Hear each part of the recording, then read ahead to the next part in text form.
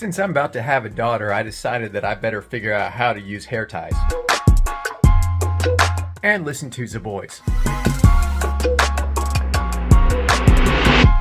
Hey, it's Positive C here in the Doomcat Studios, taking a little break from working on a new video for the Zaboys YouTube channel to do a little Tuesday Reviews Day. And this review is reviewing the podcast network that kind of reinvigorated my love for doing content and wanting to start doing it again, and bringing my fellow Zaboys members along with me again. It's Sanspants Radio. They are an Australian podcast network that's devised of a bunch of different shows, actually, and a bunch of different types of content trees with those shows. The show that introduced me to them was a show called Plumbing the Death Star, with Joel Jackson and Joel, where they bring up some type of pop culture question and try to answer it.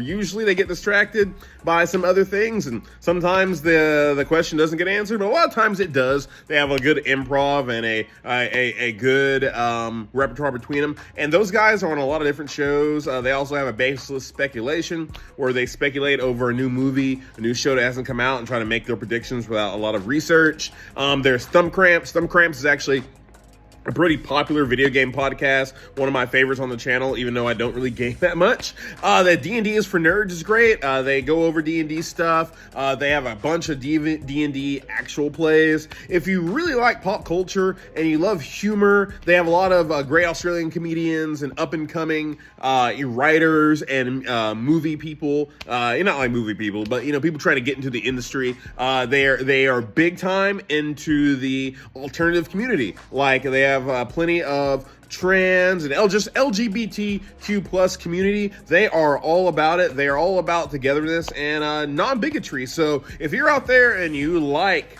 podcasting and stuff like that, check out Sanspants Radio. You heard it here from Zaboys.